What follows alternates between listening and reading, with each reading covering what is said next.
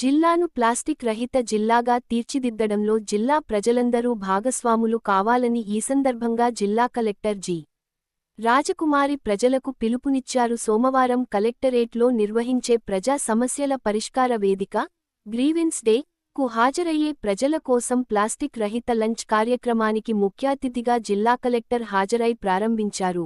ఈ సందర్భంగా నంద్యాల జిల్లా కలెక్టర్ జి. రాజకుమారి మాట్లాడుతూ పర్యావరణ పరిరక్షణకు ప్రాధాన్యతనిస్తూ సింగిల్ యూస్ ప్లాస్టిక్ నిర్మూలన దిశగా నంద్యాల జిల్లా పరిపాలన పలు చర్యలు చేపడుతుందన్నారు. ప్లాస్టిక్ రహిత నంద్యాల జిల్లా ప్రజలందరూ లక్ష్యసాధనలో భాగస్వాములు కావాలని కలెక్టర్ కోరారు. ఇందులో భాగంగా ప్రతి సోమవారం నిర్వహించే ప్రజా సమస్యల పరిష్కార వేదికకు జిల్లాలోని వివిధ ప్రాంతాల నుంచి దాదాపు 400 నుండి 450 మంది ప్రజలు తమ సమస్యలను కలెక్టర్ గారికి వినిపించేందుకు కలెక్టరేట్కు వస్తున్నారని తెలిపారు. ఎండవానలను సైతం లెక్కచేయకుండా వచ్చే ప్రజలకు ఎటువంటి అసౌకర్యం కలగకుండా ప్రత్యేక రిసెప్షన్ ఏర్పాటు చేయడంతో పాటు వారి సమస్యలను శ్రద్ధగా స్వీకరించి సంబంధిత అధికారులకు పంపిస్తున్నామని చెప్పారు.